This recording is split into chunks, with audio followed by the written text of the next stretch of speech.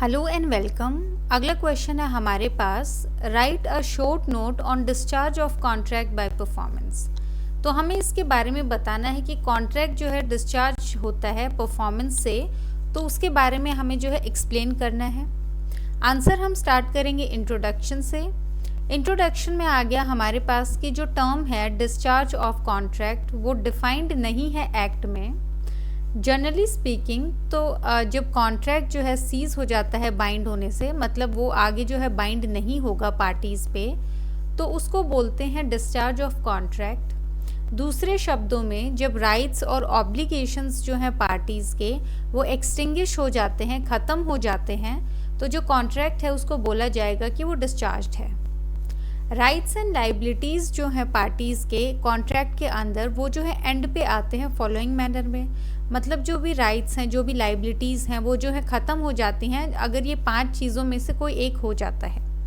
पहला आ गया जो परफॉर्मेंस हो जाती है कॉन्ट्रैक्ट की, तो उसके बाद राइट्स और लाइबिलिटीज़ एंड पे आ जाती हैं, ख़त्म हो जाती हैं। अगर ब्रीच हो जाता है कॉन्ट्रैक्ट का तब भी दोनों पार्टीज़ जो हैं लाइबल नहीं होंगी उसको फर्दर परफॉर्म करने के लिए। तीसरा आ गया अगर इम्पॉसिबिलिटी हो जाती है परफॉर्मेंस की।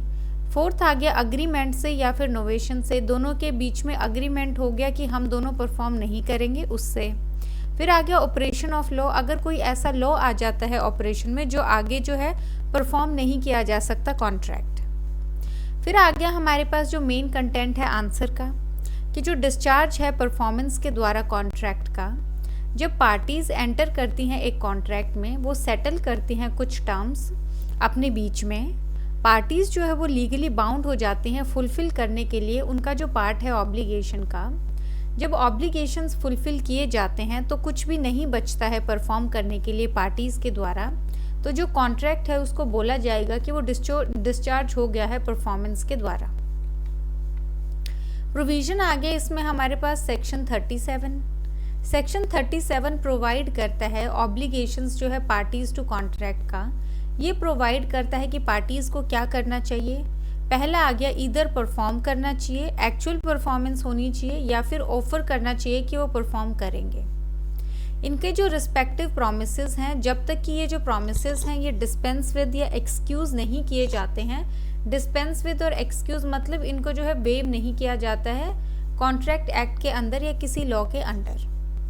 जब पार्टीज़ जो है कॉन्ट्रैक्ट की वो एक्चुअली परफॉर्म करती हैं उनका जो पार्ट है प्रोमिसेस का, देन बोला जाएगा कि जो पार्टीज़ ने जो है एक्चुअली परफॉर्म कर दिया है कॉन्ट्रैक्ट जो है एंड पे आ जाता है एक्चुअल परफॉर्मेंस के बाद। जब पार्टी जो है कॉन्ट्रैक्ट की वो विलिंग है परफॉर्म करने के लिए कॉन्ट्रैक्ट को, और वो ऑफर करती है परफॉर्म करने के लिए कॉन्ट्रैक्ट को, तो जो ड्यूटी है वो दूसरी पार्टी की हो जाती है कि वो एक्सेप्ट करे परफॉर्मेंस। ये जो है कवर किया गया है सेक्शन 38 में।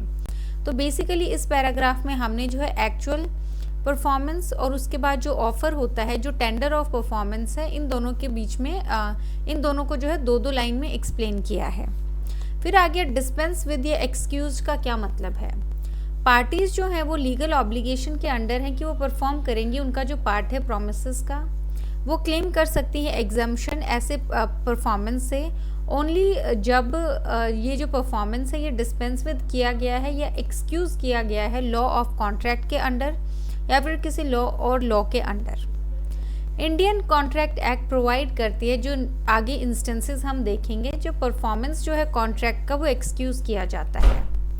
पहला आ गया इसमें हमारे पास रिसीजन जो है एक वॉइडेबल कॉन्ट्रैक्ट का, यह दिया गया है सेक्शन 19 में, 19A, 39, 53 और 55 में। दूसरा आ गया हमारे पास जो कंडीशन है अगर वो फुलफिल नहीं की गई है एक कंटिंजेंट कॉन्ट्रैक्ट में, सेक्शन 32 से 35 में डिस्कस्ड है ये हमारे पास। फिर आ गया जब कॉन्ट्रैक्ट वॉइड हो जाता है इम्पॉसिबिलिटी ऑफ परफॉर्मेंस की वजह से, ये आ गया हमारे पास सेक्शन 56।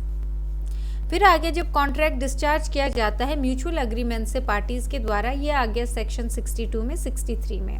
तो जब हमारे पास ये 4 चीज़ें हो जाती हैं तो यहाँ पे जो है माना जाएगा कि जो परफॉर्मेंस है वो डिस्पेंस विद की गई है या एक्सक्यूज़ की गई है। इसमें आ गया लाइबिलिटी जो है रिप्रेजेंटेटिव्स पे। इसमें आगे जो प्रोवाइजो है हमारे पास सेक्शन 37 का, वो स्टेट करता है कि जब डेथ हो जाती है प्रोमिसार की, उनके जो रिप्रेजेंटेटिव्स हैं वो बाउंड होंगे परफॉर्म करने के लिए अनलेस एक कॉन्ट्ररी इंटेंशन अपीयर होता है कॉन्ट्रैक्ट से। अगर कॉन्ट्रैक्ट जो है वो डिपेंडेंट है पर्सनल स्किल पे, तो जब डेथ हो जाती है प्रोमिसार की, तो जो रिप्रेजेंटेटिव्स हैं वो बाउंड नहीं है ऑब्लिगेशन के द्वारा। इलस्ट्रेशन में आ गया हमारे पास, ए प्रॉमिस करता है कि वो डिलीवर करेगा गुड्स बी को एक सर्टेन डे पे, जब पेमेंट होगी 1000 रुपीज़ की। ए की जो है डेथ हो जाती है उस दिन से पहले। ए के रिप्रेजेंटेटिव्स जो हैं वो बाउंड होंगे डिलीवर करने के लिए गुड्स को बी को, और जो बी है वो बाउंड होगा पे करने के लिए 1000 रुपीज़ ए के रिप्रेजेंटेटिव्स को। फिर आ गया हमारे पास ऑफर परफॉर्म करने का कॉन्ट्रैक्ट। ये हमारे पास कवर्ड है अंडर सेक्शन 38। सेक्शन 38 प्रोवाइड करता है कि जहाँ पे प्रोमिसार जो है वो एक ऑफर करता है परफॉर्मेंस का, और प्रोमिसी जो है वो एक्सेप्ट नहीं करता है, तो प्रोमिसार जो है वो रिस्पॉन्सिबल नहीं होगा नॉन परफॉर्मेंस के लिए, ना ही वो लूज़ करेगा अपना राइट कॉन्ट्रैक्ट के अंडर। ये जो ऑफर है परफॉर्मेंस का, इसको बोलते हैं टेंडर ऑफ परफॉर्मेंस।